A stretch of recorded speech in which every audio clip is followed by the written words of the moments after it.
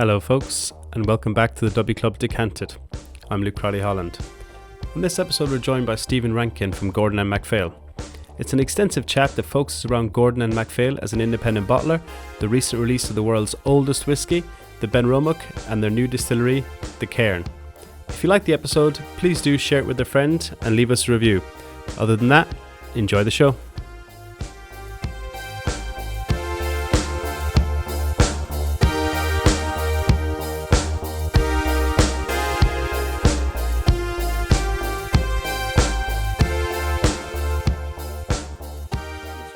Thank you so much for joining us today on the W Club Decanted. It's excellent to have you on. I suppose we'll begin where regular listeners will know we begin all the time. Can you tell us first a bit about yourself and your kind of your journey to end up where you are today, working for an amazing company like G&M? Thank you. Lovely to be here, Luke. And so, Stephen Rankin, I got to this position through an unusual route into whiskey, let's say that. So after being born in Aberdeen, schooled in Inverness, and then going back to Aberdeen to university, where I did my honours degree in quantity surveying, I then moved to Edinburgh to start my first graduate job. Carried on, thought I was doing pretty well, managed to get my professional qualifications, became chartered surveyor, and moved into a bit of project management as well, doing some really big projects as well as some really complex projects in the sort of historical environment of Scotland. I think places like Stirling Castle and the likes, and football grounds and football from brand new build like, say, Livingston to refurbishments like Hibs and Celtic Park and things. That doesn't say anything about my selection in football teams, by the way. That's just the projects I've worked on and everything in between, including the great big blue and yellow buildings that you see from a famous Swedish furniture manufacturer. So we built the first of those in Scotland, and the planning stuff for the second. But it was an opportunity back in 2000 or 99 actually, where my mother and her three brothers were the third generation of the Urquhart family, and they were looking at how do we remain independent, family owned, and with the philosophies and principles of the business and the family still kept at the forefront, that of a long-term philosophy, which manifests itself, of course, into the decisions we make as a business. So they wanted to continue that. So they developed something called the Management Leadership Development Program, and they presented it not as a sort of fait accompli, but just as an opportunity. And it was at a time when there was a significant amount of change in the businesses I was working with. And so it was just a window that came out that said, look, this is an opportunity for you to come and have a look at Gordon MacPhail. But what's really important is that within a family business, this is where the third generation were so smart. As a lot of people will know, family businesses sort of go through a three-generational loop. First start it, second make it, and the third sort of destroy it, as it were, or it fails in them. And so it was, how do we avoid that? But how do we progress into a fourth? And that takes really strong governance and good structures. So when I came into the business, I did the management training program. And what's really fascinating about that is, first thing you do is learn how to make whiskey. And of course, we at that time owned Benromach Distillery, and it had been up and operational for 2 years, being opened on the 100th anniversary of the year that was first built. Prince Charles doing the honours, which was a very wonderful day, which I was fortunate enough to be at. But that was the future of, that was sort of started my path in the world of whiskey, and that was 25 years ago. What I found was I was just so enthusiastic and became so passionate about every part of the process. I had a wonderful 4 months working under Bob Murray and Keith Cruikshank at the distillery. And then we follow the whiskey. So at that point, you then go into the warehouses and learn all about maturation. So under, of course, my Uncle Ian and Ewan McIntosh, we learned all about the maturation of the spirit, our casks, where we get the casks from. And when we're doing the distillery part, we learn everything about the actual making of the whiskey, including we go to the maltsters, we meet the farmers, that sort of thing. And of course, at Benromach, everything, all our barley is Scottish barley and as local as we can possibly source. So it's really important. So you get a real insight into every aspect of how that spirit's formed.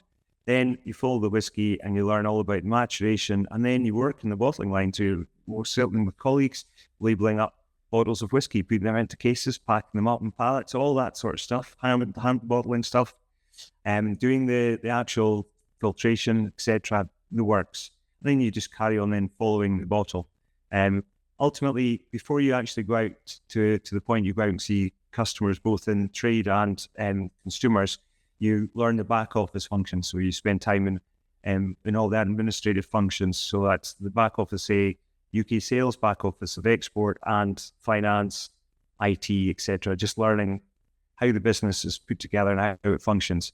And but the way this happens is it's not, you can't just walk into it. You have to have got secondary qualifications, say a degree or an apprenticeship or something. Then you have to have worked in business for a minimum of 7 years. And the reason is so that you come and add value when you come into the business and don't just fall in step, do things the way they've always been done, and don't bring challenge and the opportunity to evolve the business. So, and that was amazing. And it was sort of 18 months, 2 years of life, which was just, I just became the sponge and just absolutely loved it. But as it was always pointed out, you can't be doing this because of the romance of it. You've got to be level-headed.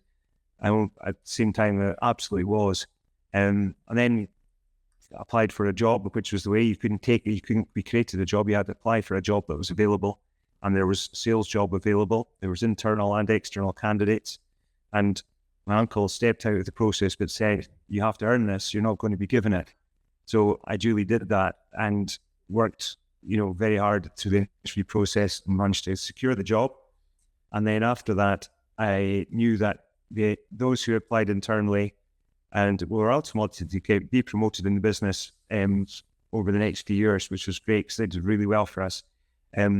But I went out and I knew I had to impress my bosses and ultimately directors who happened to be family. But I also had to make sure I was respectful to the team that were around me and my colleagues in the business, and I had to demonstrate I truly had earned that position. So off I went in my sales territory and managed to increase sales in the first year by over 40%, and second year by another 25-30%, and just kept going. And then at that point, certain things happened in the business. My uncle's health, he had a bit of a scare, so I dropped back in to support him in various aspects like the buying side of the business and national accounts, and ultimately became an associate director and UK sales director.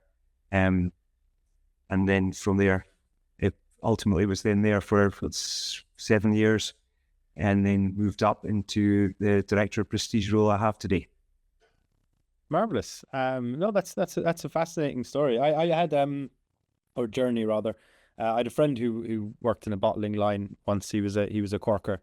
But you mentioned there the generations of the family. It's 130 years of Gordon MacPhail family ownership. It's really astonishing achievement. Yeah, so it started in 1895 with James Gordon and John MacPhail, and when they opened their doors, they took on a young apprentice called John Urquhart, and John was very much that he came from a farm working background, blue collar, and he worked under James Gordon predominantly. He was the whiskey side of the business. He had joined the partnership as a whiskey broker, and John MacPhail had visions of was a grocer, but collectively they enjoyed fine flavors and fine tastes, and had this vision of a more upmarket standard and quality of grocer. and ultimately wholesaler. So we were provisioners as well as tea blenders, coffee roasters. We baked our own hams and cold meats meats in the premises, and at the same time imported fine wines and bottled ales and stouts and like, as well as, of course, being a bottler of fine whiskies and advertised at the time, of course, as blended Highland malts and the like. So that was his starting point. And by 1915, he had worked for 20 years learning the business and specialising in the whiskey side. And MacPhail retired and left the area. And James Gordon reached out his hand and said, Mr. MacPhail, Mr. Urquhart, would you like to become partners with me with the retirement of Mr. MacPhail? And of course, 20 years working for the guy, he said, yes, I'd love to. And the partnership was to flourish and blossom and really prosper for 2 long whole weeks. Because dear James Gordon, 2 weeks into their relationship, sadly passed away. And it was left ultimately to be sorted out as part of his estate. His widow didn't want to be involved in the business, so became 100% Urquhart owned in 1915, and it remains so to this day. Wow. And it was himself and his wife Maggie were to have 4 children, and the youngest was George Urquhart, who managed to persuade his father in 1933 at the age of 14 that he should leave school and help his father in the business. So it seemed to work, because it was then he started for his father. And then if we fast forward to 1940, and when John Urquhart was he was trading with and doing business with Captain Bill Smith Grant up at Glenlivet. The two of them were to be entering into partnerships where we sent them our casks and they filled them with spirit. And by that point, John had worked in the industry for 45 years, so he knew a thing or two about how to mature whiskey. And even by that point, George was about to turn 21, and he had already worked for coming on 7 years in the business.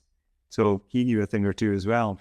So collectively, they were laying down whiskies at an ever-growing selection of distilleries as the years went by. And to this day, we're filled with about 112 different distilleries.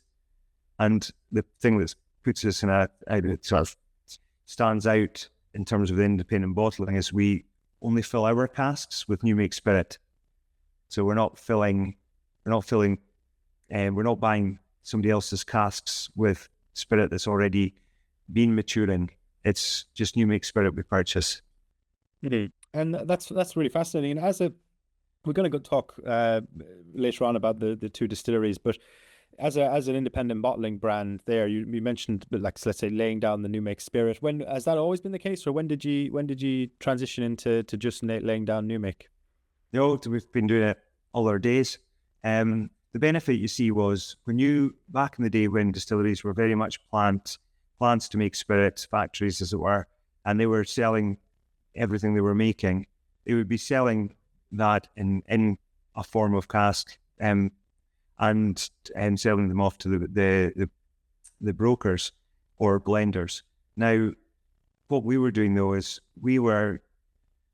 as grocers, we were importing a lot of fine sherries and the likes. So we were obviously generating a quantity of casks, and what we would do is bottle the sherries and then take the casks and then pass them off to the distilleries, where they would fill them for us for new make spirit.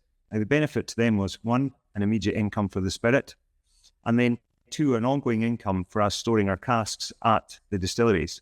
So that was really important, because it helped them, especially when things began to get a bit tough. And our what we started doing, and of course, the whiskey industry has been an absolute roller coaster. But when industry became tough for people, Gordon MacPhail filled more casks with spirit. So you could say it was a little bit sort of anti-cycle. And then when things started to boom again, we settled back to our original rhythms, which ultimately was a small number of casks to each distillery. 5 casks at a time. We'd go to distilleries. Sometimes in the year we'd fill more with certain distilleries. Other years it'd be maybe more with different distilleries. But on the whole, it was very much a partnership, a relationship. It was, if things were a bit tough, we'd lean in and support them and fill more casks. Famously, I think it was another publication owned by Damien Riley Smith. His father Tony and a chap called Robert Fletcher, I think, owned Jura Distillery, and he came into the office one day and said, "Hello, Stephen, nice to see you. Is your uncles around?" And I said, Yes, I'll just go and say hello." And so I got to in conversation with them afterwards and said, "It was so good to see your uncles." They said if it wasn't for them giving us fillings, we probably would have had to close the distillery a lot earlier than we did in certain years, because there was obviously some times that things were really tough, and it just helped. It's just one of the factors that helped keep the wolf from the door. And so it was. And I know there's some stories about some very iconic distilleries who came knocking on the door, saying that they would wondering if we wanted to fill more because they needed the orders effectively, because their order book had run dry and they were maybe needing to pay the staff, but they didn't have the actual money to do so at the time. So we would arrange for some of our casks to be sent up, and we'd arrange for payment immediately so they could carry on trading and carry on making whiskey. So that was really important. But it was just the way life was. And of course, famously, we very, very much focused on bottling the whiskies as with more age to them. And I think Michael Jackson was famously said, if it wasn't for George Urquhart and his family, we would not know single malt as we know it today. He single-handedly kept the amber light of aged whiskey burning while the industry had their head turned to blend. And George was ridiculed a wee bit because some of his peers said, George, why are you overaging your whiskey and coming out with these aged single malt expressions when you could be creating a blend and making much more money over the same period? For example, as a 25-year-old whiskey, you could create 5 lots of a 5-year-old blend and probably make a lot more money. And that George stood firm and said, no, it's not about that. It's about the quality. It's about doing something that's different. Because as a small family grocer, to start trying to compete with all the other former grocers that ultimately, whose blended brands had all eclipsed the scale of the grocer's business, and therefore the grocery's business was sort of went by the way. We found ourselves doing the opposite and focusing on a completely different sort of category, as it were, and that's what sort of stood us apart. No, that's really fascinating. There's a lot I'd love to jump on there, but first, I suppose with that incredible legacy, it's also must be is there a pressure to kind of trying to uphold that tradition and legacy and trying to innovate now as an independent bottler in this climate? Yeah, it's challenging because of our models. Of course, there's risks because we rely on really good quality relationships. We have always said that when we bottle a whiskey, it's there to complement what the distilleries do, not compete. And obviously, over the years, for a lot of them, it would have been maybe the only single malt from those distilleries on the market. And as time's evolved, and of course, people have brought out their own single malts, it's really important that we complement what they do. So, for example, if they do age statements, 10, 12, 15 or whatever, we'll do something different. We'll do vintages, and we'll pick whiskies and do them as we have always done in small batches or single casks. We just try and bring to light the whiskey in this maybe slightly different context. Now, what's really important is we carry 2 names in every bottle. We carry the name of Gordon MacPhail, and of course, we want our reputation to be upheld.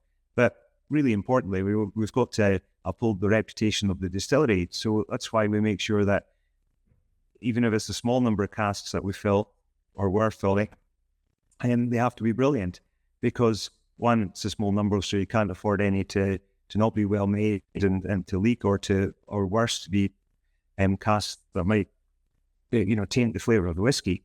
But more importantly, it's really, really important that we do right by the whiskey and right by the other name in it, which is the distillery name.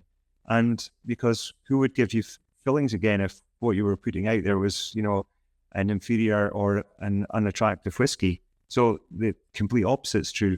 we'll go out there to make sure we put the very best possible whiskey in the bottle and really complement and hopefully add some value to the name of that distillery, and complement what great whiskies they also do. And that's that wider outlook that's so important to us. We're part of an industry where we never ever say we're better or best, or we just, that's for the customers to determine which will be like the best, because we're all different. But for us, it's about always making sure that quality comes first and making sure we do right by the whiskey, and we often give the consumer a really high quality offering that will bring them back and is really respectful to the distilleries of origin for the spirit. No, that's a very comprehensive answer. It's actually ticked off a couple of questions I had in mind, but I suppose the two questions I would have then is you have a huge spirits library, or you must do, I imagine, based off what you've just described. And I know you've got the oldest whiskies, or some of the oldest whiskies in the world in your collection. Based on everything you've just said, how difficult is it to decide, especially with what you said earlier about the kind of, the pushback or ridicule, for want of a better word, about the idea that why don't you just turn them out as blends and make the money now? How do you decide when these whiskies are ready for bottling? Well, let's bring it back to your concept of the words you used, our liquid library. It's exactly that. It's imagining you had a photograph album, of which I'm sure your mother will have, Luke, of your life, and in it, of course, there's a picture of you when you were newly born. There's a picture of you when you were 1, 2, 3, misbehaving at a 5th birthday party, chasing the girls at the age of 10, and all of that. There's you in your school uniform in your secondary school, or the year that you're going to leave school, etc., passing your driving test, whatever it would have been. Your mum will have photographs of that, and you'll see what you're like, and you'll look back and you'll say, look at that, look what I was like when I was that age, look at the colour of my hair, look how tall I was, small I was, etc., etc. Well, when we take our samples from casks, we hold on to them. So we create this library. And so it's like going back and having a look at the former version of that whiskey. So we can say, well, this is what it was like when I'm, say, an 8-year-old. This is what it was like as a 10, maybe as a 14. And you're looking at that transition and the evolution of the whiskey. But you're not just doing it in timeline. It'll be then looking at it with, let's just say you come from a decent, a big family, a decent sized family is what I was going to say 6 brothers, right? Your mum then compares you to what you look like at that age with what your brothers and sisters look like at that age, and how you're changing. So what's really interesting about that is we're doing that, but with, lots of different casks. So what did they look like at the same age? And they were in maybe first book sherry or reef book sherry or an American remade hogshead or a first book bourbon barrel or whatever it is. And so we're looking at it and going, right, this is the context this whiskey's in at that age. Is it looking, better? Is it improving more? Are the flavors enhancing? What's the alcohol doing? What's the actual quantity in the cask sitting like, doing a regauge? And then, so you're making a 3-dimensional judgment that says, first of all, is it good? Bottom line, do the analysis. It's fantastic. Right. Will it be getting better, or is this the moment to bottle it? And then at that point, you're looking at, as I say, in a 3-dimensional manner, you're looking at it and saying, that is sensational. We've got a sister cask here that's looking like it's got more life in it. It could go further. It's maybe a little bit more closed, or it's still to evolve. Or you might be looking at another one and saying, well, here's sister. Now it's looking like it's that wood's beginning to influence, or it's drinking beautifully, but look at the strength that's dropping, and versus where it was over the last couple of samples, it's changing. So actually, what we're going to do is we're going to bottle this one now. This one that we're looking at will probably be next couple of years, and this one down here, this one's could be another decade or more, because it's sensational. And you look at that evolution, that change, rate of change across them. And you're doing that across, as I say. So if you can imagine your data segment, you've got 112 different characters of spirit, and you've got so many of them that are going to the same, similar, or older ages than what you're currently at with that particular whiskey. So you can make a judgment. But to do that, what do you need? Well, you need to have been on the same page for all those years, and that's where a family comes in. So it's, in our case, Cousin Stuart, it's his grandfather teaching his son, which is, his our great-grandfather teaching our grandfather, teaching our father's mother's uncles, teaching us as cousins or brothers in the business, and sisters as well, actually. And we'll then teach our children, who will teach their children. They'll be our grandchildren over time. And there's the oldest whiskey in the world is about to come out on the 2nd of October. And it's an 85-year-old laid down on the 3rd of February by John Urquhart with George by his side. And that's been through every hand in the family through 4 generations to make sure it gets bottled at the right time. If it was just put away and forgotten about, then you're totally at risk of going into that warehouse, taking off the bung. Could be empty, could be sour, could be tannic as hell. It could be terrible. But because John, George, Ian, Michael, David, and Rosemary, Stuart, with the support of Neil, Richard, myself, we find ourselves in a situation where actually you've got that visibility throughout. But what's also been installed, because it's not a slow motion thing. It is a slow motion thing. It's not an abrupt thing. Like somebody in other businesses can, leave the job and you maybe have a notice period of a month or 3 months, or if they're really valuable to the business, 6 months. But you get that it's fairly immediate, where we're talking about handovers lasting, years, So, and it's that continuity that allows you to let those things play out. So therefore, as some people talk about, what is the journey to a 100-year-old whiskey? What we would always say is that's a number. Even 85 is a number. What we're wanting to do is not put a whiskey out because it's a number. It's put a whiskey out because it's unbelievable quality, and you have to taste it because it is so historic, so rare, so scarce, that it's absolutely beautiful. And it's got balance, and it's got poise, and it's got complexity like you wouldn't believe. That's when we bottle it, not because it's a number. Yeah, and I suppose without stating the obvious, you must be tracking as well, as you mentioned, casks going bad if you don't look at them or touch them. I suppose you're worried about over evaporation, ABV dropping, too low that it's not legally whiskey. It sounds really exciting, also incredibly time consuming and stressful. but if I had to taste thousands and thousands of whiskey years and track them, then so be it. So if you're hiring, Stephen, let me know. That oldest whiskey is a fascinating one. I mean, I was going to touch on it, so I'm really glad you did.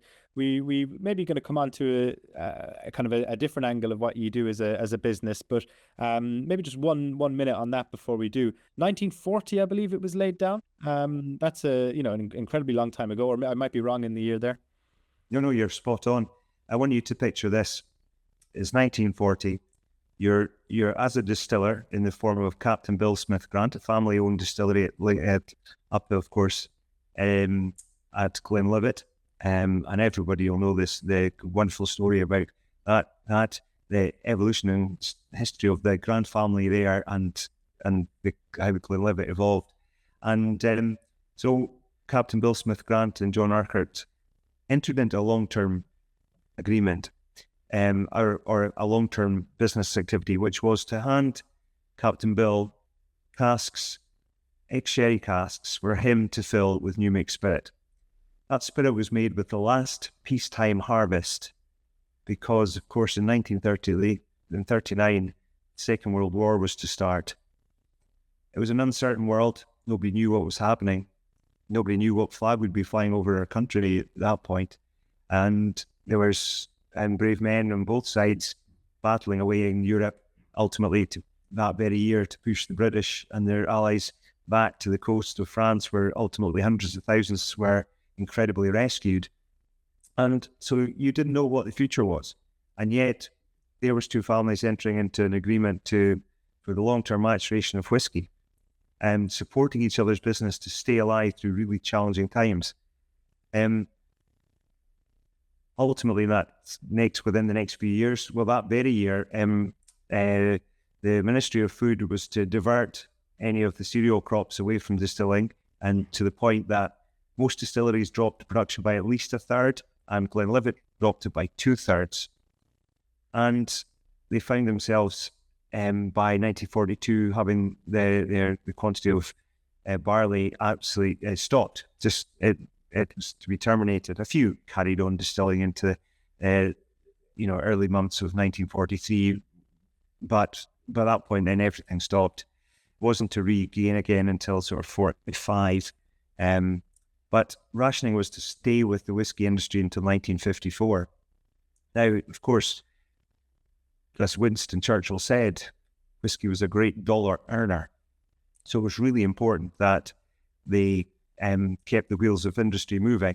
And so they were encouraged that all the casks and whiskey that was laid down was bottled and converted into a product that could be sold to help buy tanks, effectively the balance of trade for the country, to allow us to trade and buy the materials needed to make our infrastructure and for the war effort. Now, what was interesting was it meant that people's warehouses and stocks were being depleted significantly. So for whiskey to have survived from that time at the early 40s to into the 50s is fairly miraculous, but beyond the 50s into the 60s, even more so. And then, of course, the thought of this ever reaching in an average or normal business, ever reaching, the new millennium, heavens above, you could never have seen that. But what we do know is that John and ultimately George were specifically laying that whiskey down for long-term maturation in wonderful old sherry transport casks. And these casks, the transport casks, the staves were that much thicker, and so it could, be robust enough to withstand the transportation across quaysides and platforms and the likes as they came from ship to train to vehicle all the way up to Elgin. So it was really important. And so the fact that any whiskey exists today is close to a miracle. And of course, if the average evaporation rate of a cask is, say, 2% per annum, well, it should have been empty a long, long time ago. But it goes to show you the testament to the care and husbandry of the cask. Sat for 27 years at Glenlivet Distillery, and then in 1967, 68-ish, it came down to Elgin and then sat here for another 58 years in Elgin in our warehouses, been very, very tenderly cared for. So, but even that's 2 generations looking after it to start with. And it was 67 that Ian Urquhart came into the business. And it was that point it arrived down here in Elgin. And then it was then generations 3 and 4 2, 3 and 4 that were ultimately to look after it to this very day now when we're about to release it. Yeah, no, I look forward to trying it, Stephen. Yeah. You mentioned Elgin there, so it might be a good time to come on to. You're speaking about acquiring casks and different things. So in the early 90s, just outside Elgin, you acquired something very different that maybe has changed the way your business operated. Could you tell us a bit about Benromach? Yeah, this story is one of taking control of your destiny. John and George Urquhart always dreamt of owning a distillery. And if you think about it like a clock face, at 12 o'clock or a minute past the hour, that's when the distilleries are making the spirit. And at 5 past, you're now putting it into a cask. So that's where we step in. We never made it, but from as many as 112 distilleries, we then filled our casks with that spirit, partnering each one based on the character of their spirit with casks that would suit the maturation of that. So if it was a heavy spirit, it would maybe get one style of cask. If it was a light, elegant spirit, it would get a different style of cask. And there would be some experimentation, of course, along the way. Now, We then, of course, matured it. Now that can come all the way around to the bottom. And then we would bottle it ourselves. And then we would distribute it ourselves. And then we would even retail it ourselves. And ultimately, at back to 10 to the hour, we would hopefully it would find its way into a glass of a consumer who would enjoy it. And you're back to the start. The one bit we didn't do was distill. So we tried many times. We famously lost out to Seagram's on the 15th of April 1950 for the bidding of Strathisle Distillery. And they were to successfully win that. And after that, we knocked on many doors, but didn't necessarily get anybody saying yes. And in 1993, we kept knocking on doors, and United Distillers and Vintners said, yes, actually, let's have a conversation about Benromach. It had been closed since 1983. Everybody knew it was a really great spirit. The blending houses loved it. But of course, that's fairly dark times for the Scotch whisky industry, where it lost over a third of its production between 83 and 85. Lots of places were closing, and it clearly wasn't efficient enough or loved enough to remain. In 1993, they said, yeah, let's have that conversation. And we successfully purchased the site. I say site because you wouldn't have necessarily said it was a distillery close to operating. Most of the value in it had been taken out. And so we really had a blank canvas, 4 walls and a roof. The previous occupants didn't necessarily tidy up after themselves, so there was an awful lot of pigeon poo to remove. So, and it's where I came home from university for a summer, and I worked alongside my grandfather and an old guy, John Taylor. 2 of them were 75 years old at the time, and I was 21. So we had a combined age of 171 years between the 3 of us. And we went round and we demolished parts of buildings, we stripped out stuff, we got the whole place ready for the main contractors to start. We cleared elements of the site, and we put up fencing and all this sort of stuff throughout the summer. And it was a good school, hard work. And we got the place ready for the main contractors come in, and they did a brilliant job of re-equipping it.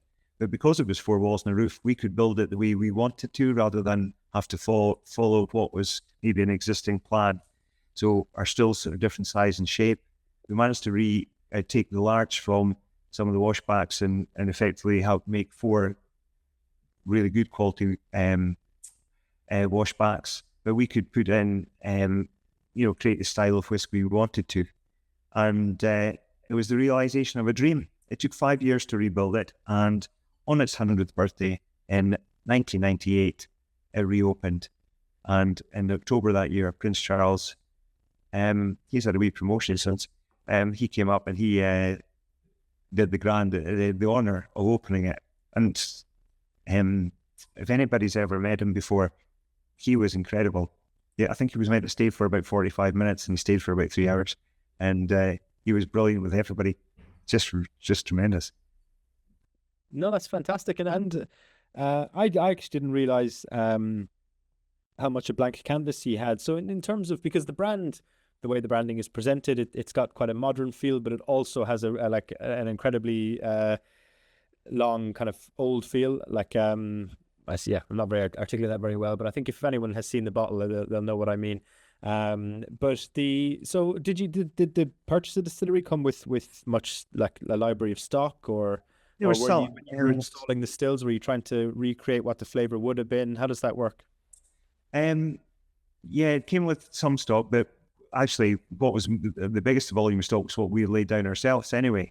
Yes. So that's where the majority of our stock was. We'd already been filling, and those some people will remember the old Connoisseur's Choice bottlings we did from Benromach. But this gave us the opportunity to effectively start a brand.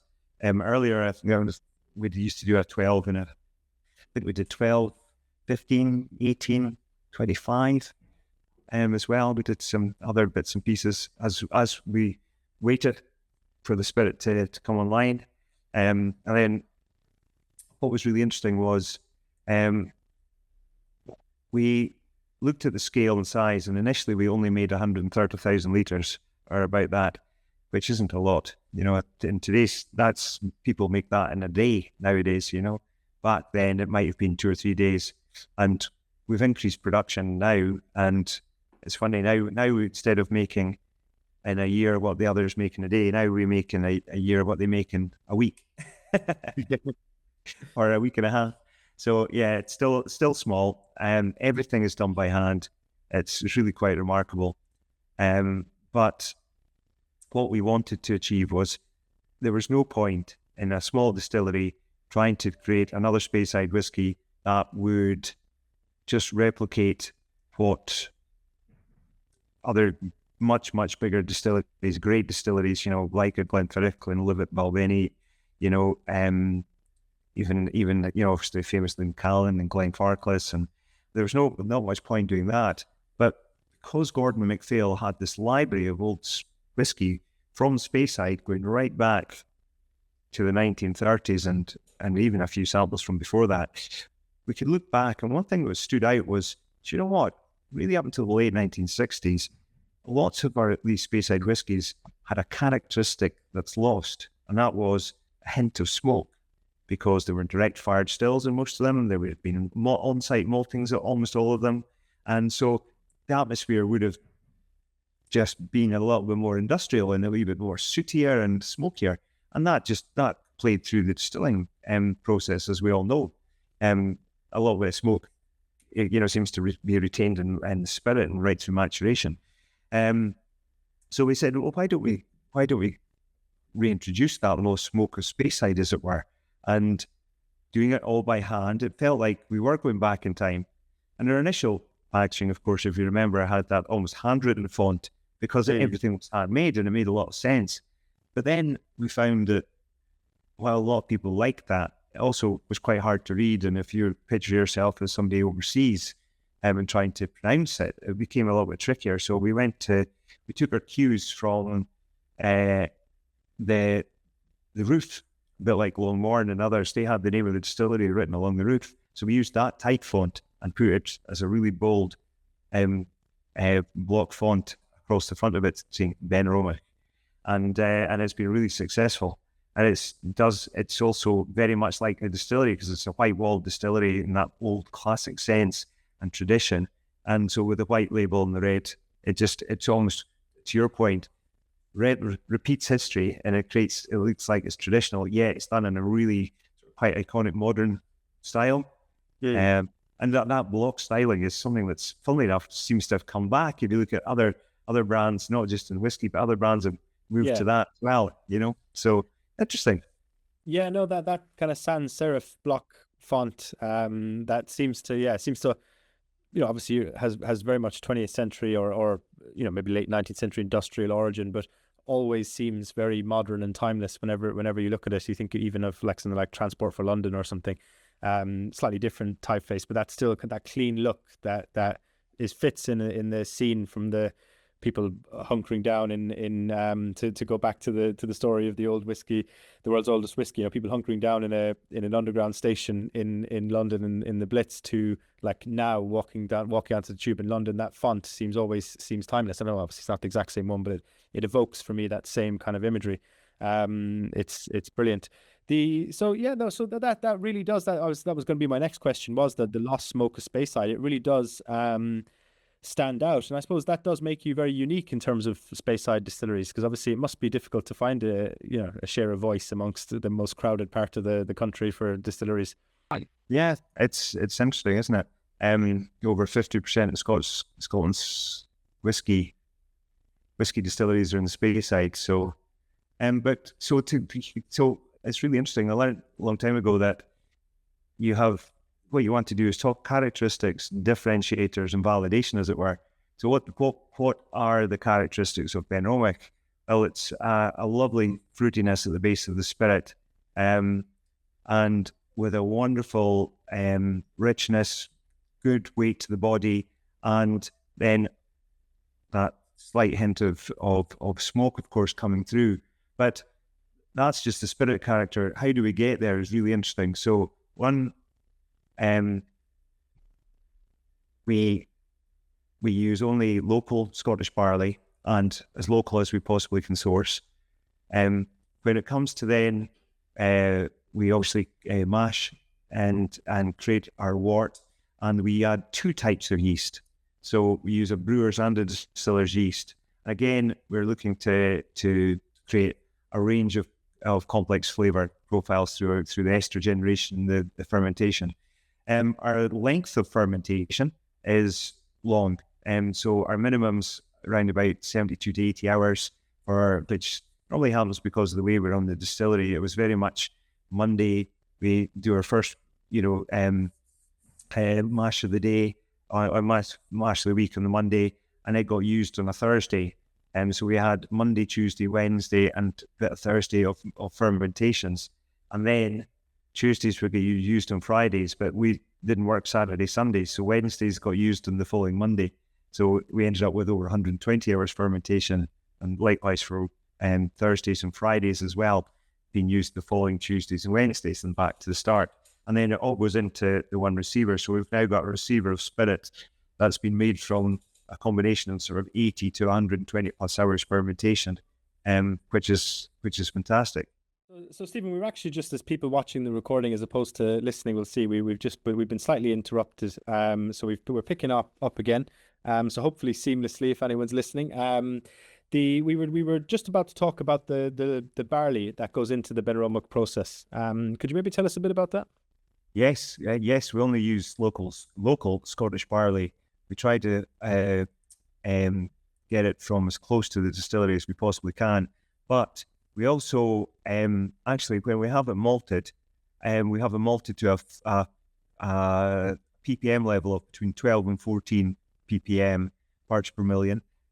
So that allows us to get that just a lovely sort of bed of smoke in there. Now, as the spirit then matures, and we'll come on to the casks in a minute, it just, at the start of that maturation process, of course, that's your graph. At the base here, you've got, do it this way. At the very base, you've got 0 cask input so far into the spirit, but it's all character in the spirit.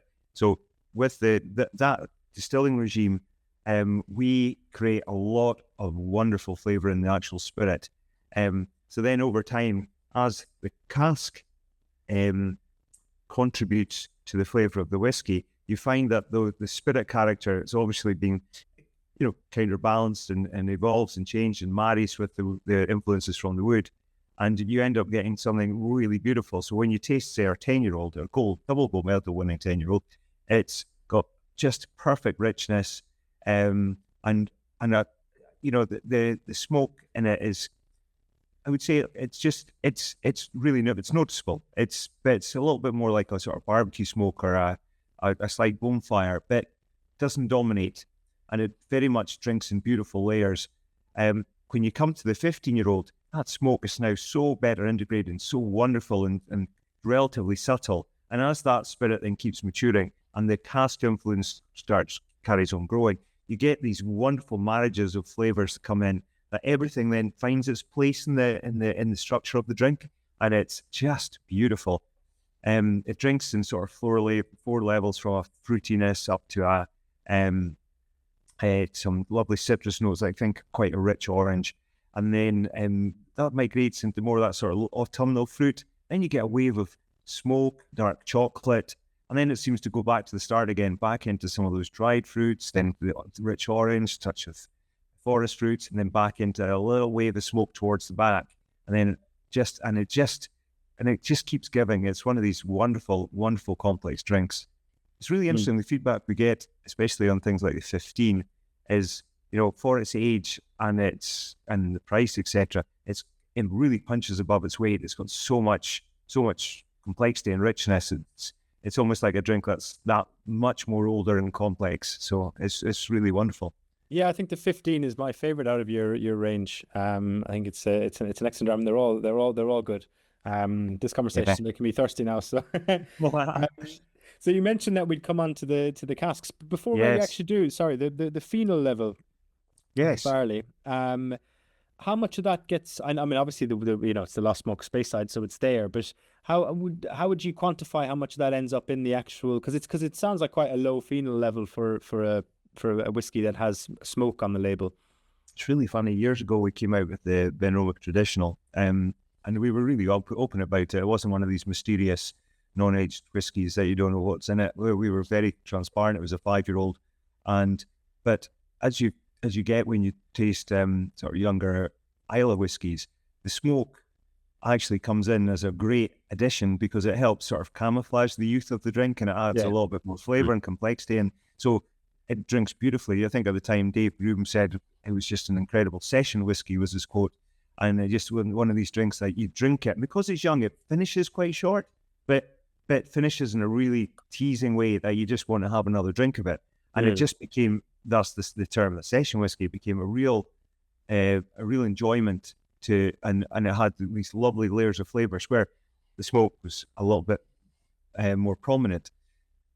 Fast forward to the 10, suddenly that's much more integrated. And so as I was saying there, what it translates, I'm not sure what you would translate it as. It's obviously a lot softer than that. Maybe coming across as a 6 to 8, and maybe 6 to 8 and a 10. And then just slowly. I suppose it's rather. I mean, maybe it was the purpose of my question, because obviously it is interesting to see. I would translate it literally, but I mean, for anyone who's listening who's maybe not drank it, how would that compare in terms of, is it you know, because it's obviously not an Islay smoke. So it's, the smoke levels aren't that intense, but they obviously are there as well. Is what I mean, which actually isn't really what I asked, but yeah, is more what I was hoping for. I would say in the early ages, it's probably a fraction more dominant than an Ardmore. Saying that, the Ardmores, obviously Gordon MacPhail, do under our distillery bottlings or connoisseur's choices, tend to have a bit more age and a bit of richness versus the cracking drams that the distillery offers at the sort of, you know, more entry level. So yeah, it's just try to think what we would compare to an Islay. It's probably Bowmore-esque, I would say. Maybe just starts maybe a touch stronger than a Bowmore, maybe a fraction in the early years, and then goes to, and it just softens and integrates beautifully. It's a different style of smoke though. It's not got the iodine and that sort of coal tar and sort of you know, tarred rope sort of and sort of Creole taste. Is much more that sort of an extinguished lovely bonfire type of taste. Very much more that the phenols from peat that come from heather bogs, as opposed to the likes of the peat harvested in Islay. And so that is locally sourced peat. I mean, we some of our listeners will have been on a recent virtual tasting we did with Glen Murray, your near neighbours at Benromach. So not to talk about another brand, but they had they do obviously a small amount of peat production in the year, and you get that very much a contrast between what you were describing in terms of that Islay peat to the kind of more, as you say, heather earthy peat, which I'm only bringing up as an example because some of the listeners might have that fresh in the mind at the time of this recording. Marvelous. So tell us about the cask maturation. Yeah, so Benromach's really quite unique because we only use first fill casks. Now, they are a combination of ex-bourbon barrels and ex-sherry casks in both hogshead and butt sizes, but we also use a combination of oak as well. So if anybody's ever heard me talking before, we've gone through in this discussion sort of the decision-making process that Stillman has, or to make their spirit, you know, from the barley variety to the mashing, and then your fermentation and your types of yeast and your length of fermentation. Then, of course, your shape and size of stills, and then your cut points, and all of that. Then, when it comes to being, as we are at Gordon MacPhail, when it's where we control all our casks, doesn't matter if it's G&M or Benromach or the Cairn, that's the bit. So there's about 8 or 9 different decision-making points in the cask selection. So the first is the species of oak you're going to use. So, for example, we use Quercus, both Quercus alba and Quercus robur. Quercus alba is the American oak, Quercus being Latin for oak, alba being white. Of course, it grows tall, very straight. It's got a really tight grain.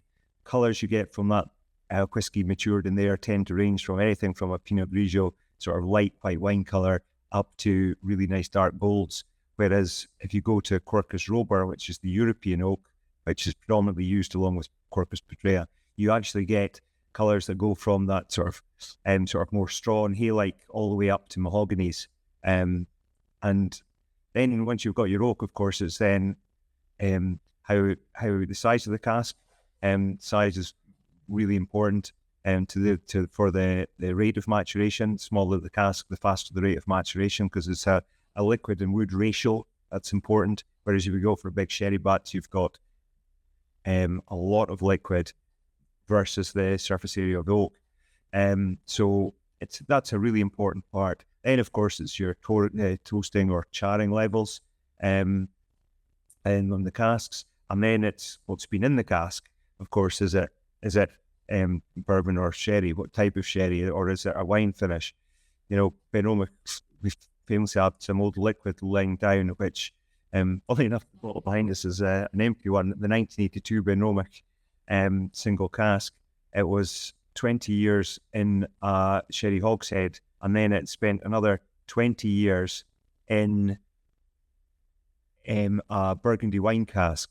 Every time it was laid down by my uncle transferred it into in fact, he would have laid it down originally anyway, along with my grandfather, and he then transferred it into the sherry cask, thinking we were going to be a finish, but it just kept getting better and better and better. And then he handed the reins over to Ewan, and Ewan on to Stuart, and then we bottled 5 of these casks, one for each of our major markets or continents rather, and they were just unbelievably good, and just the richness and intensity. And so they're bottled as effectively a 40-year-old. It was actually 39 years and 10 months or something, and it was just heavenly. But again, it just goes to show.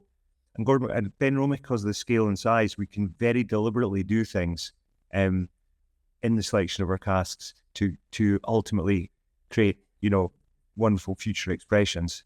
And that's I think quite a key part of Benromach. We've always gone and done stuff throughout each year that's very deliberate, so that we create a core range of whiskies. So just to recap, that's local barley, 2 types of yeast, long fermentations, creating a really sort of lovely, rich to mid to full body, then matured in first fill casks of both sherry and bourbon. All the bourbon brings is lovely sweetness and some lovely vanilla notes. All the sherry cask brings is a little bit of rich, both of course sherry, but the spices as well. And then together with that body of smoke, you get a lot of really intricate and complex flavors, and thus you have a whiskey that's won over 104 big medals since 2015, which is really quite remarkable. Yeah. But do you know what? It's just to touch on one thing. Everybody talks about the raw ingredients, but at Benromach, they've always said there's 4 ingredients as apart from water, yeast, and barley. And it's not the casks, it's the people. And everything at Benromach is handcrafted, and it's that real sense of being sort of almost being true to the traditions of Scotch whisky, and everything being handmade. Nothing happens unless the team actually turn the valve or, go and actually take the cut by hand to make sure they've got it right at the right spot.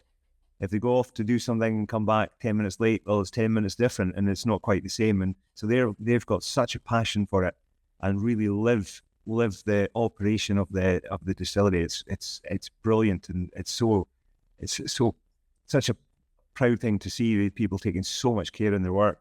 So yeah, no, that's brilliant. I suppose the 2 questions on off the back of that, Stephen.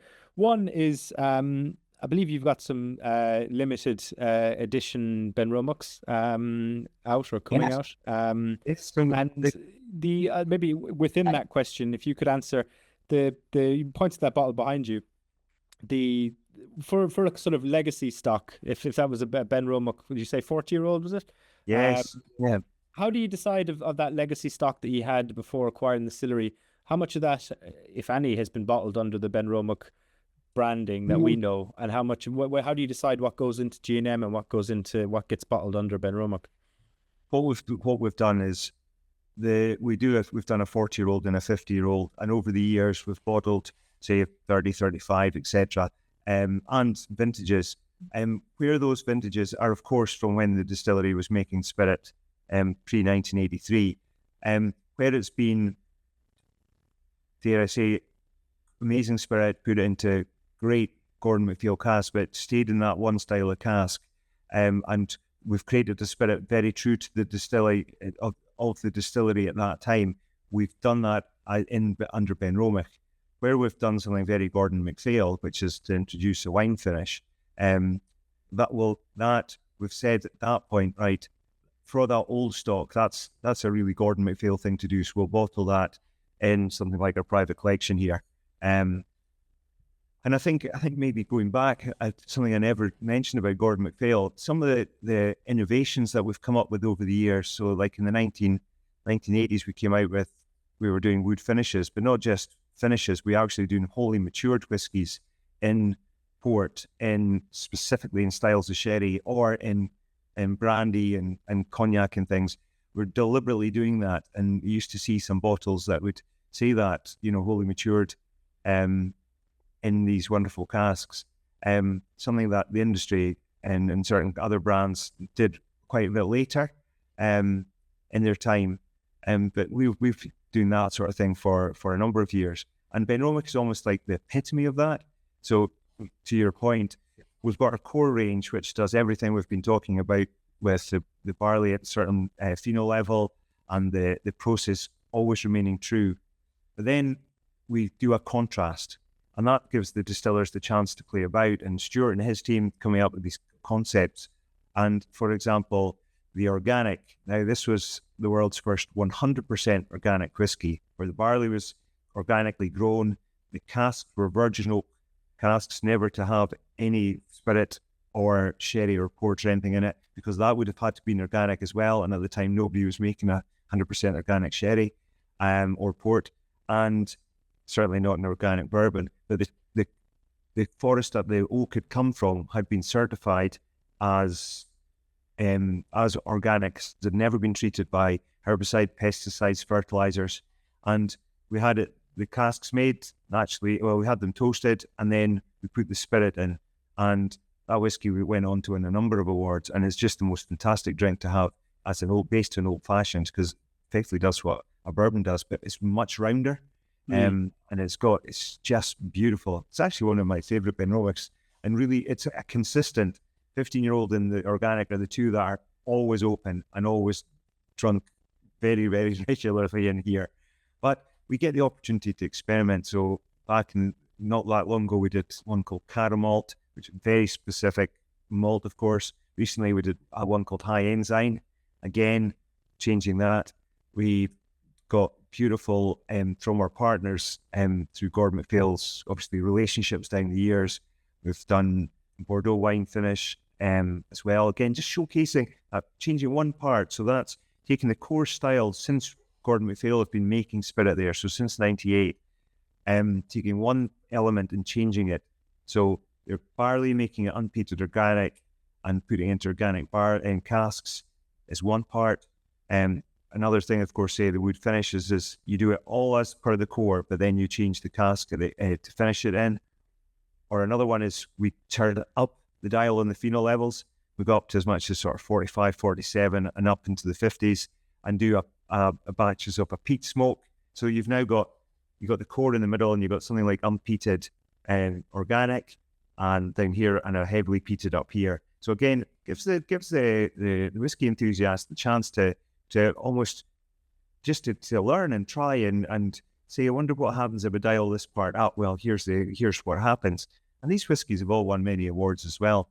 One of the recent ones was called was more about the oak. So take our core spirit, and we took oak that had been kiln dried and made into casks, and oak that had been air dried, so naturally air dried and taken a much longer period, of course, and then put the whiskey in. Now, really quite amazing. For everything was the same about the whole thing, and the length of maturation, etc. It was just really incredible, the flavour difference you got at the end. You would think, why would it make a huge difference? But it really did. And it was fascinating to get, some people preferred one to the other, but what an amazing thing to do, and just to sort of showcase that slight geekiness and about it, and being really true to the influences and the spirit we had. So, yeah, and then of course we're really blessed because we can then in part of the core we've got our 21-year-old as well, which is an absolutely stunning whiskey, just won double gold, as well. So yeah, just it's such an exciting range to work with.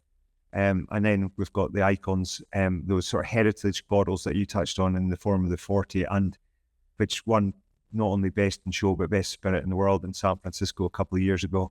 And we've got the 50-year-old, which in a way you could say is even better than the 40-year-old, but there's just not an awful lot of it, so we don't put it into competitions. So, no, marvelous. So I mean, you're really selling it, and there's obviously a lot in that as well, Stephen. But specifically in terms of currently available limited editions, or coming up for the Benromach, out of what you've listed, or is there separate ones? Yeah, no. What we've got coming up is oh goodness. So I'm just trying to think. It's what's going through my mind is picturing the different expressions that are coming out. We've done the unpeated, which is taking it exactly the way we do everything, except the barley's not got any phenol content to it.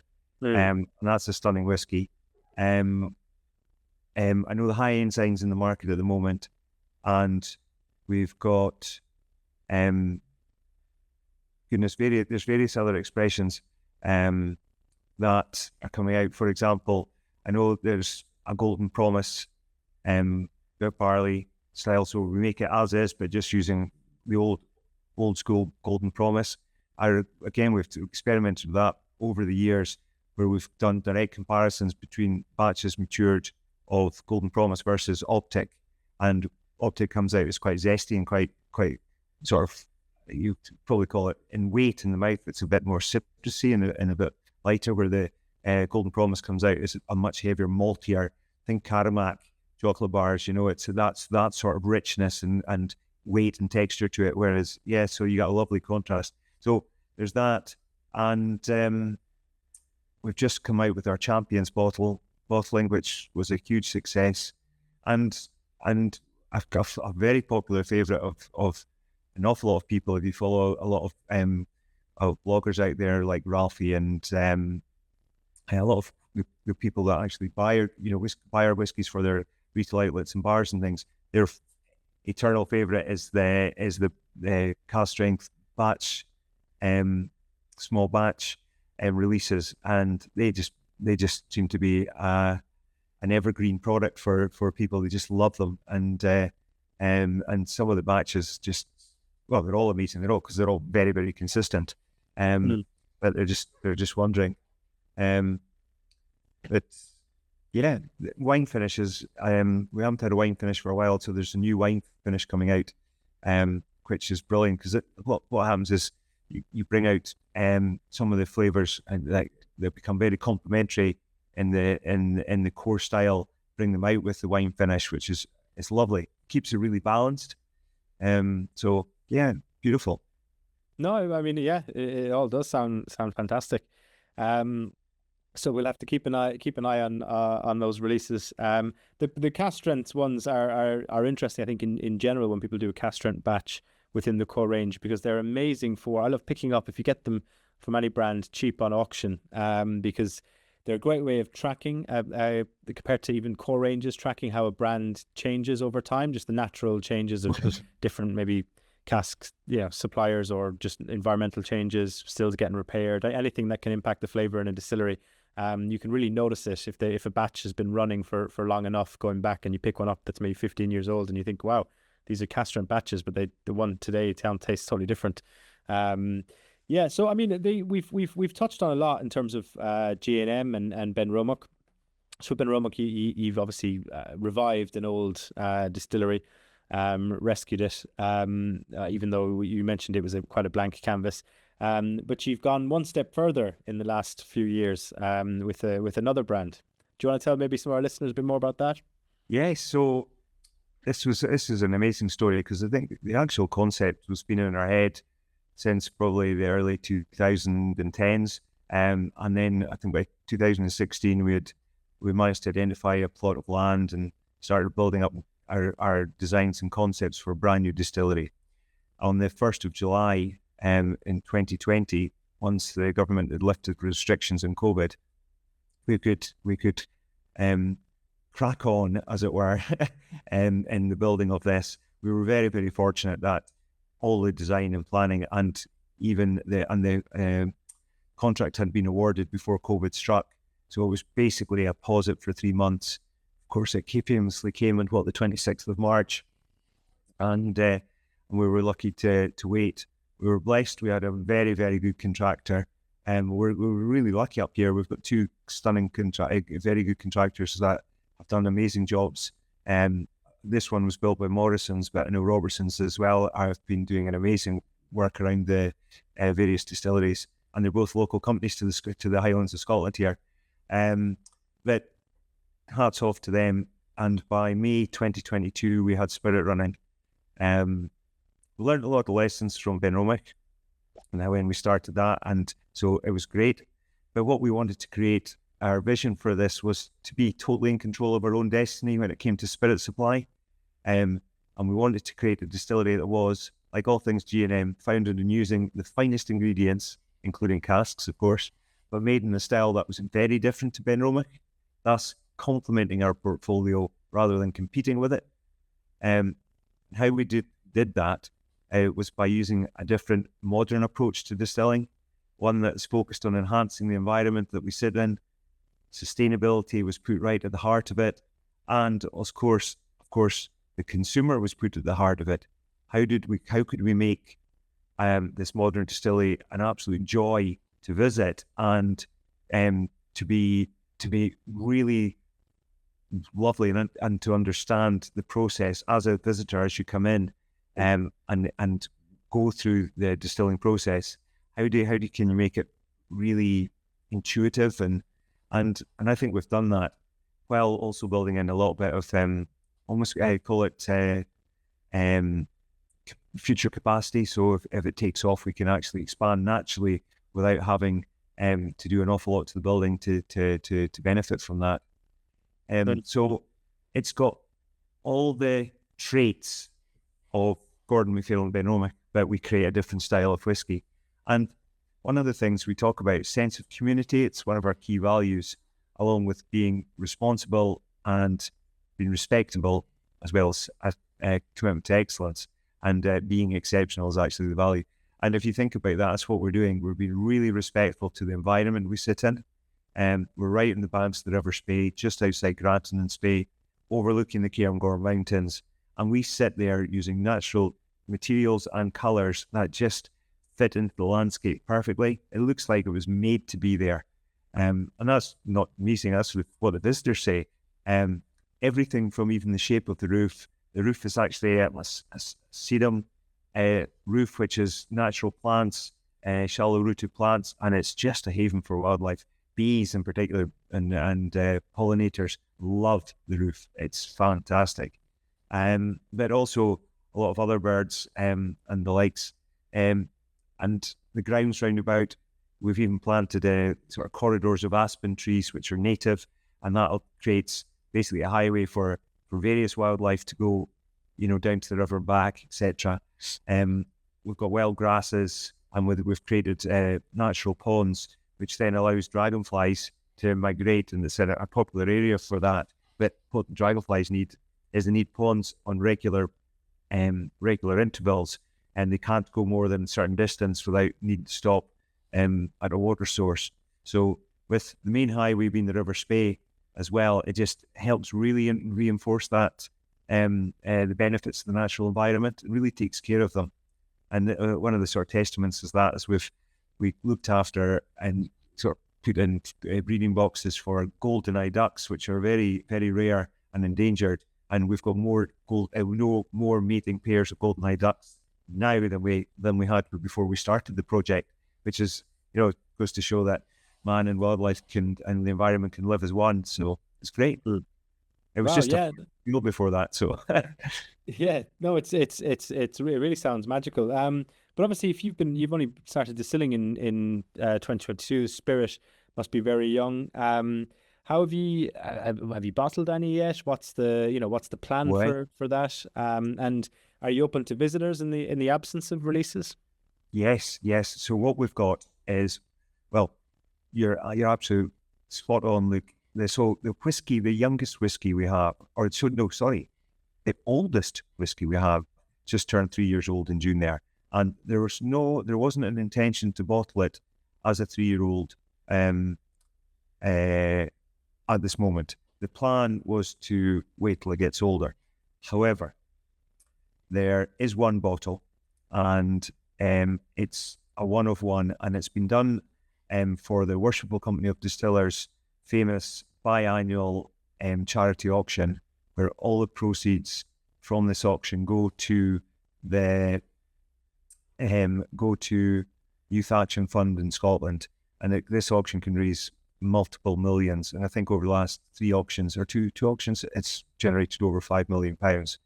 Now, our loft in that is a celebration of 130 years of Gordon and MacPhail, and with 3 key brands, Gordon MacPhail, Benromach, and the Cairn, the whiskies we wanted was to add up to 130 years. Now, there's a lot of people eager to do the maths here. So one of them's a Cairn, and it can only be a 3-year-old. That means the other 2 whiskies have to come to 127 years of age. So the Benromach happens to be a 52-year-old, which is one of the oldest we've ever done. And the Gordon MacPhail is a 75-year-old, which comes from Glen Grant Distillery, laid down by my grandfather. And so the 3 of them added together come to 130 years. But what's really amazing about this is the person who buys this will have something that even Gordon MacPhail won't have, and that is the first ever single malt bottling of the Cairn in the world, because we've only done one of them. Right. So even Gordon MacPhail won't have that. So you're buying absolute history. You're taking it away from even Gordon MacPhail. So anyway, but what are we doing while the world waits? That's the key question. Well, because we've got this wonderful, stock of maturing whiskies from all these different distilleries, and we laid them down in New Make Spirit. We knew the style of spirit they had. We know what we're creating and the weight and the texture and the complex flavors we've developed in our New Make Spirit at the Cairn.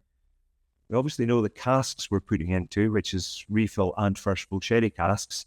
So we said, right, what else have we laid down from different distilleries that could be akin to that spirit character? And taking a mixture of those casks from the different distilleries that are like that, could we create something that could project the future? And so what could potentially the Cairn 12-year-old taste like? Well, we've created a blended malt called CRN 57. CRN being the Ordnance Survey reference to the Cairn Gorms, and 57 is the latitude we sit on.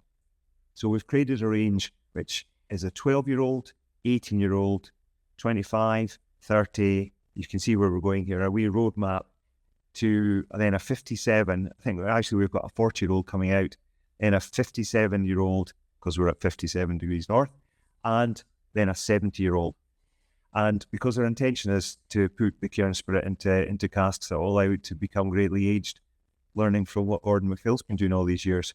So we've got this incredible range of blended malts that are just the most wonderful profile of what the Cairn could potentially look like. And it gives people an insight and a wee peek behind the curtain, so to speak, into the future of what the spirit might taste like. So what we've learned, though, from doing the 3-year-old is just how good it is. Again, that combination of brilliantly made spirit by Mari and the team there, Ali, Wayne, and Lexi, just doing a brilliant job. Brian's up helping as well. Just fabulous. Great spirit put into Gordon MacPhail quality casks, of course. Funnily enough, 1 + 1 equals a greater total. The sum of the total is greater than the sum of the parts. So watch the space. I think it's really exciting what the Cairn could come out with. And as my uncle always says, Uncle Michael, he always says, quality, Stephen. Quality never goes out of fashion. So it's just that thing that runs without exception and without waver or dilution. We never, throughout the entire business, we never sacrifice quality. Well, yeah, no, it sounds interesting. And in terms of the, we mentioned earlier on the sheer volume of whiskies in up in that part of the world, and that. Do you see, obviously you're able to try and predict or map out what you expect the whiskey to be like and what you've just described, but how do you see it when you do have whiskey old enough to start bottling a core range? Where do you see it fitting in the whiskey landscape? I think, where is it going to fit in? Oh, I suppose this is the benefit we've got with Gordon MacPhail, and that we very much understand everything in terms of, so I think it's got a little bit more weight than, say, the gentleness of the stunning Tom and Towels. I think it's got it's got more robustness than a Glenlivet, but it does have some of those fruity characters. I think it's got a little bit more balance and weight and creaminess than, but not as heavy as the likes of a Macallan or Benromach or Balmenic, which tend to all be quite big weighted spirits. But we're medium to full in terms of weight, and I think it's going to be. I think it's a lovely contrast to certainly what we already offer. But I think it's going to fit nicely in the mix. And in terms of, you touched on distillery visiting, yeah, of course you can visit the distillery, and we've added on, and we've got a place called The Gathering. So not only do you come and do a tour, and you can then go up, you come up to our tasting room, which is absolutely sensational. You're elevated, overlooking the River Spey and overlooking the Cairn Mountains. But when you come back downstairs, you come to what's called The Gathering, and this is where we do we could call it a restaurant, but it's where we do we offer brunch, lunch, and sort of afternoon food for those who are wanting to come and spend time at the distillery, enjoy the environment, take a tour, etc. It's not you don't have to do that. You can come and just enjoy and visit us.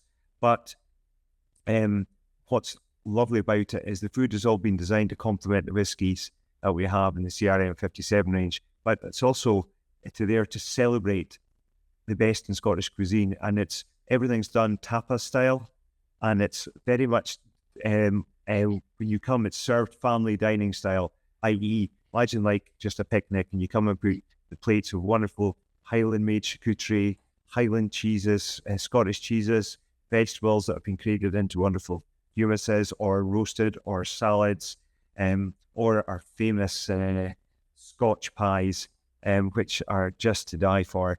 They're a very wonderful take on a traditional water pastry, enveloping a stunning mutton pie. It's beautiful, but there's just so much of it. It's just stunning, and even the let's say the sweet treats that you can come on, get everything is a true celebration of the best of Scotland. And when you're there, you get a map which shows you where all the foods come from, and lots of it is from family businesses. And it's just a real pleasure to do. And those who do come and enjoy the tour and then a tasting and the food, it just is a magical day out. And of course, it complements everything else to offer in the area, and we're not taking away from what anybody else does. It helps us promote a lot of whatever else is going on. Gives another reason for people to come and stay in that part of Speyside, which is great. Yeah, wow, you've made me both thirsty and hungry in the last half an hour, Stephen. So fair play. And it's great to see so many distilleries well, not so many, but it's becoming a bit more frequent than you used to see in the past. Distilleries have, sort of really putting the gastronomy side of things and as a kind of reason to visit a distillery rather than do your kind of, here are our washbacks, here's our stills, here's the gift shop. So it sounds really interesting. Yeah, the story all intertwines. It's a distillery. You're stopping because you're going to a distillery, but we reward people for coming and doing that, and you get a chance to come and enjoy and be in the most beautiful places, and get a chance to enjoy a dram with some food, and of course it's an element of responsible drinking as well, but also showcasing that whiskey doesn't need to be drunk in a little nip glass, after dinner or at certain times. It can be enjoyed with food, and so it gives us an opportunity to show the versatility of whiskey. Yeah, no, definitely. So we'll come on to, because you've made me so hungry now, we'll come on to the final few questions. So we ask these to every guest, excuse me, Stephen. But I'm going to ask you a specific bonus one because everything we've discussed and the liquid library that you have in G&M, we normally ask everyone to say, what's your favorite whiskey outside of your range? But I'm going to ask you both. What's your do you have a favorite G&M bottling, or outside of the G&M family, what's your favorite go-to dram or brand? Oh, do you know what? This is such a great question. Do you know what? I have to pinch myself. As I do reckon I'm one of the luckiest men or people in the world, because I get to try just phenomenal whiskies on a regular basis. I've had the pleasure of doing tastings of the 85-year-old that's about to come out on the 2nd of October, we touched on. And do you know what? That is just remarkable. And I would go in the bracket with the 80-year-old and the other generations as being, it would be hard. It would be really hard for me to try and pick a favourite, because they have all been stunning and just blown me and anybody else who's ever drunk them away. It's brilliant. Do you know what? There's a particular character I love, and you get it in the old Benromach 50-year-old, and that the most recent release, which is this almost syrupy tropical element to it. That's old school American oak that just delivers something, and that puts it in we put it right up there for me. It's like the music charts though for me. It keeps changing every time something new comes out, and there's in this week's top 10, so there's a faller dropping from number 3 to number 5, and then something new's come in and gone up to number 3, things like that, and got a new entry in number 2. It's that sort of thing. I'm just blessed. Yeah. Do you know what? There's our Glengrants that we've done at varying ages. The Mr. George legacies are to die for. My year of birth, we did a Dallas Stew private collection from my year of birth. Wow, just brilliant. And gosh, one that I tried recently, I almost forgot. Glenbergie 1963. Now, Glenbergie's I've got a weak spot for Glenbergie, and I know a couple of friends do as well. That 63, just heavenly. And I'm getting carried away here. We want to talk at the bottom end. To your point earlier, in the sort of go-to everyday drinking stuff, yes, Benromach 15-year-olds open all the time, and so is Benromach Organic. In fact, there's quite a lot of the Benromachs are regular. I like the complexity of it, and I like the fact that it's almost like Scotland in a glass. It does a little bit of the smoke, lots of the richness and the fruit and the balance and so complex and sophisticated, and a touch of chocolatey, and too much going on, but it just does everything. So that's a really rewarding drink. And the 40-year-old, of course, brilliant. But the other things that I really enjoy in the Discovery range are Glenrothes 11, Milton Duff 10, of course, brilliant, and they're just sensational. They all are. And then. There's too many. Look, it's too tough a question. It's a difficult question to anyone. I ask it all the time, and I don't even know how to answer it myself. That's why I kind of do what you did there at the end where I kind of go, well, I'm not going to say this bottle that I tried 5 years ago that I'll never be able to get again to someone. So I tend to go, I'll go for something that I either have on my sideboard or would be able to get if I went down to my local pub or whatever. But it's why this question is also interesting, because people approach it from different angles as well. I suppose in terms of brands, like your go-to whiskey, totally outside of G&M, you fell out with the company, you're never allowed to touch the liquid again. Your family have disowned you. What would you take up drinking as your go-to sideboard whiskey? Do you know what? Our friends at Glenfarclas make a wonderful whiskey, and it's really consistent. Really, it's really true to itself, and true to its style, and true to their heritage. So it would be right up there. In the same way, and for the very reasons like Benromach, Highland Park, older Taliskers, beautiful. And I've got a soft spot because I've tried the Gordon MacPhail Taliskers, which were all just amazing. Clynelish, love Clynelish. But as you can see already, I'm getting carried away. There's so many stunning whiskies. And I'm lucky. Glen Grant, even the modern style Glen Grant that produced under Campari, there's some gems. I've got a couple of bottles there because they're fabulous.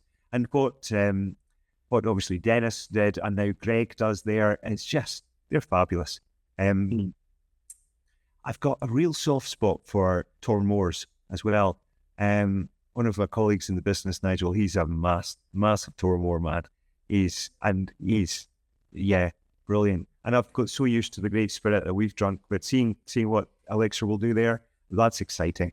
And but you know what? I'm not adverse to a little bit of smoke. I quite like exploring the various Islay distilleries.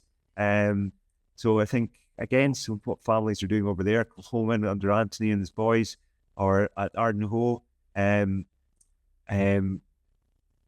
Stuart and his sons, and of course Lorraine at the helm there, doing a great job for their whiskey selection. It's interesting. But yeah, there's just a lot of really well-made whiskey around. I love Bob Blair. I never touched on Bob Blair. Bob Blair is, I've got a lot of the old vintages, or I've drunk a lot of the old vintages. I don't tend to keep things like that. They're so good to just share them.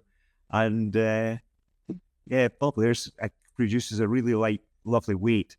I think something around that northeast corner there, Bob Blair into Glenmorangies and Teenanick.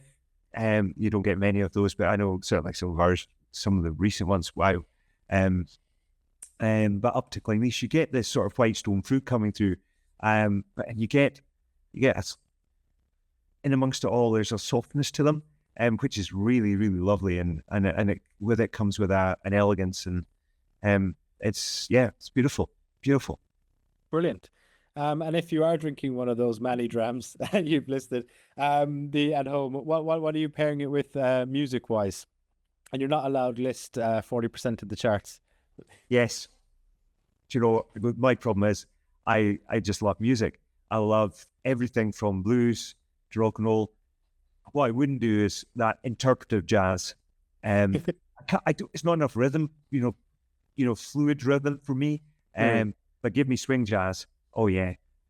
So what I love doing is taking a whiskey like Mr. George, 1954, the recent fifth release, or, well, in fact, the 57, 58, or 59. Brilliant. Taking that, putting on some cracking sort of 40s, 50s, swing jazz, just rock out to that with a dram. It makes you think of the time, that is brilliant.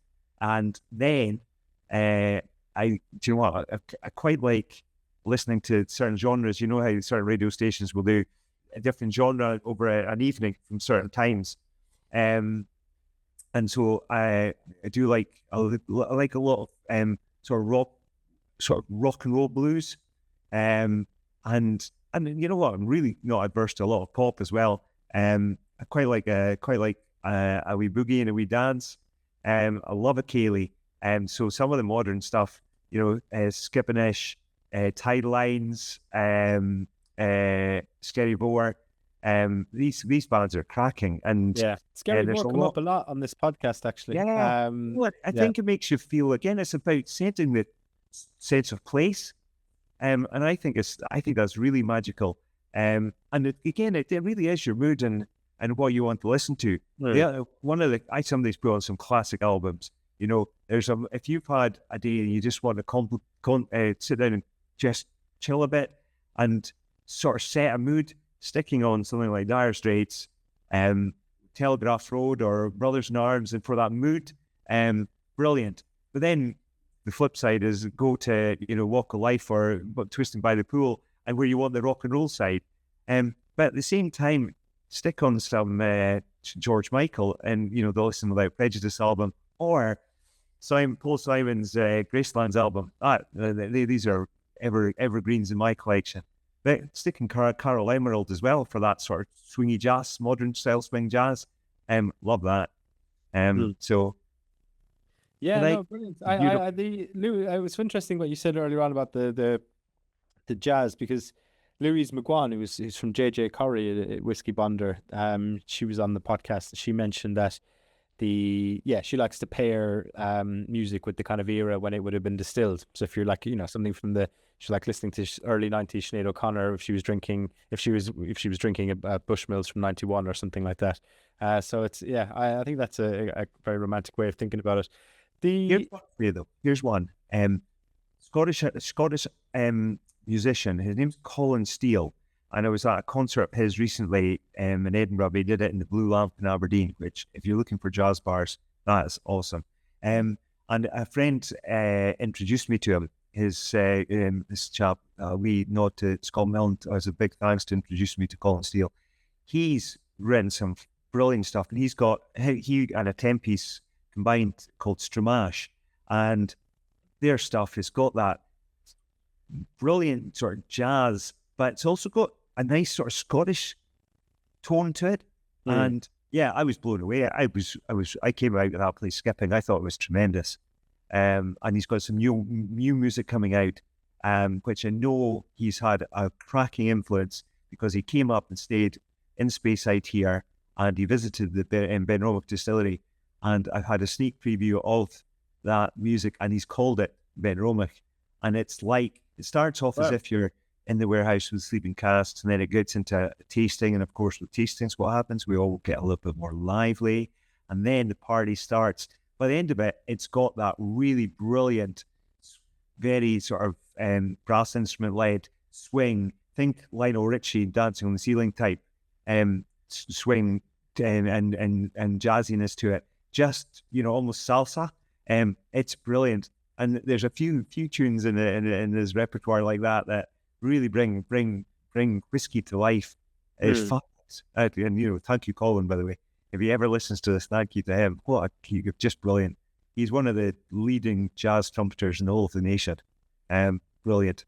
Marvellous. So if anyone's listening who hasn't checked out Colin Steele, check him out. The final question, Stephen, before I let you go, your earliest memory of whiskey? Earliest memory of whiskey will be smelling whiskies that folk were, mum and dad's friends back at the house. Mum and dad were they still are very, very social people. Always like to look for the fun of life and laughter in life. And my dad gave me the gift of being introduced to sport, and I love sport, and still try and play as much as I can at this age when I'm not working, and I've introduced my kids to it.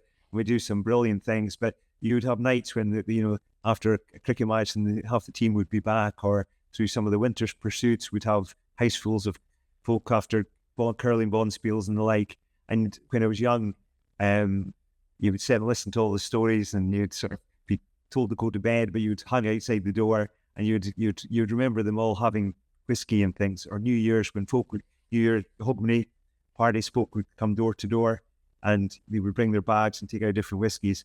And my dad said very, very wisely to me, he said, look, whiskey is a great drink, but it's a very strong drink. It's got a lot of really strong flavors. So my advice to you is, if you don't go wild on it. Don't be led astray. There's lots of other things to go and drink. You know, enjoy your beers, enjoy your vodka and this and gin and tonics, whatever.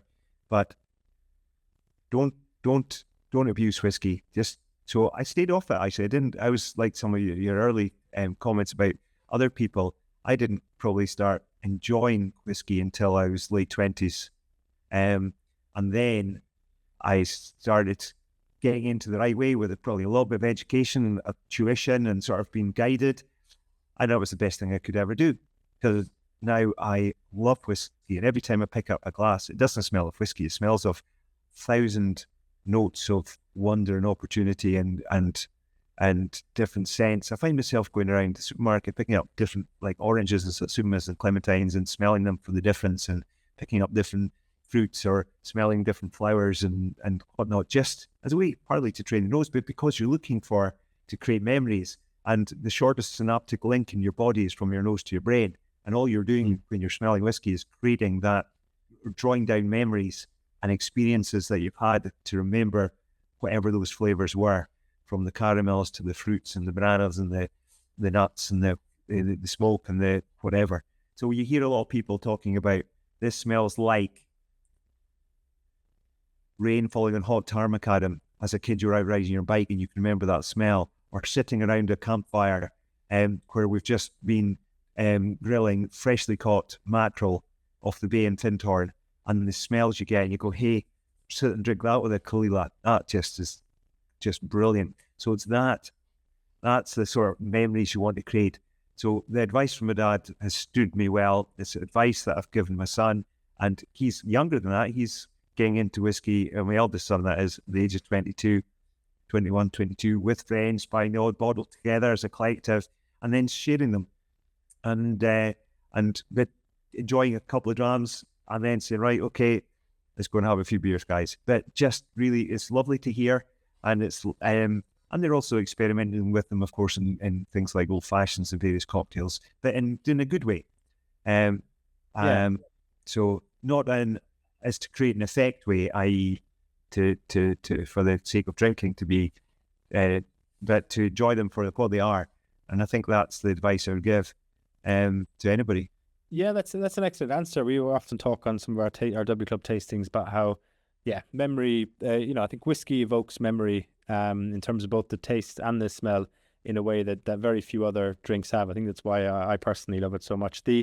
And I do think this obviously doesn't apply for everyone, but I think for the vast majority of us, I don't think we're actually physiologically capable of fully appreciating whiskey until you get into your maybe 20s or 30s. I think I read this book on wine tasting in sherries a long time ago when I was first getting into the kind of drinks trade, and it talked about how your palate develops and sweet flavors and stuff. So maybe not fully appreciate isn't the right word, but to because when you're younger, you naturally are drawn to things that are kind of sweeter, of certain types of softer flavors, and your palate doesn't mature into whiskey.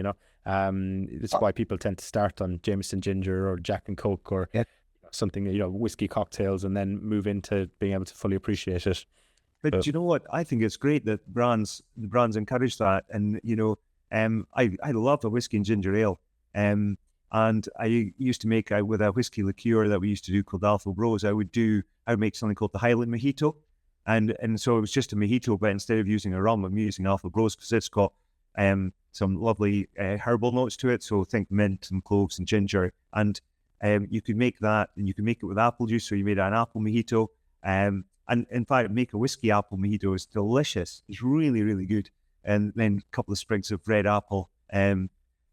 Just fabulous. I think whiskey is interesting because if you think about how it fits in terms of a celebration, and of course sharing a whiskey with somebody is what a great celebration. It tends to be a more intimate form of celebration. Champagne is for everyone. It's a sort of almost, let's call it mass celebration. There's a frivolity to it, and whereas when you share a whiskey, you do it real purpose and meaning. I'm going to have this whiskey with my mother and father tonight, my best friend, or you could be your key girlfriends or key boyfriends or whatever it is, or your children if they're old enough, and sitting there and going, right, we're going to enjoy this together, and it actually creates you call it's something that we at Gordon MacPhail we say it's at Gordon MacPhail whiskies are made for your moment, and it's that sense of having, say, a vintage from your year of birth or your kid's year of birth, and you start sharing it together. It is such a wonderful experience where, to my point earlier, you create an environment where the outcome, the total is much greater than the sum of those parts. It's not just whiskey and some people, it's whiskey with suddenly an emotion and a purpose, and you create an amazing, wonderful dialogue. And Gordon MacPhail whiskies are just, because they're so much more limited, there's obviously single cask and small batch, etc. They just create something magical. And it's I think that is a thing of that's what whiskey does. It's a social lubricant and imbiber, but in a really intimate manner. Yeah, I think that's actually the perfect note to leave it on, Stephen. So thank you for your time today. And I hope everyone listening has enjoyed that and picks up, one or all or three different versions of every single brand we've discussed. So, and maybe we'll get you on again in the future. I think we could have done 4 podcasts out of this. Yeah. Well, I hope you have fun cutting it and shaping it. And I think there's just to finish on just a couple of little things. I think one thing we really never touched on is the Gordon MacPhail, which is that sort of multi-generational, long-term view that's very much respecting the past, but continuing to both embrace core principles and core values at the heart of it, but we're always looking to the future. If you think about, the Cairn as the epitome of that, a very forward-looking distillery, but allowing us to adapt to the market. Somebody said, so what style are you creating for the Cairn? We said, well, we're trying to look forward to see what people are going to enjoy and have a look at how people's enjoyment of whiskey's evolved. You think cocktails and the likes. But the person that we think will be drinking the Cairn in, say, 10 years' time from now, well, if that was somebody in their mid-20s, they're currently only 15 years old. They're probably not thinking about what they're going to be drinking. And if they will drink, and so you're trying to think, what would they enjoy? To your point, knowing what are they currently enjoying, and that as their palate evolves, where will they get to? So it's really interesting. We're trying to sort of project that future trend in character. And the way we make whiskey, of course, is a very traditional process using such a limited range of ingredients. So you don't have a lot of levers to pull to change that. So it's all about the skills then of the distillers and then the maturation experts in how they select their oak, that we'll get to that point that we hopefully will make in every whiskey we release just a divine drink. So yeah, no, marvelous. I mean, that is very good. I do think you're right. We didn't specifically mention that, but I think from everything you've touched on, I think our listeners definitely will have gotten the impression of that. But no, I think that's the note we'll end on. So Stephen, so enjoy your night, and we'll hopefully see you again soon. Thank you, Luke. All the very best. Have a very good evening. Thanks for this. Cheers. Appreciate it. Right. Take care.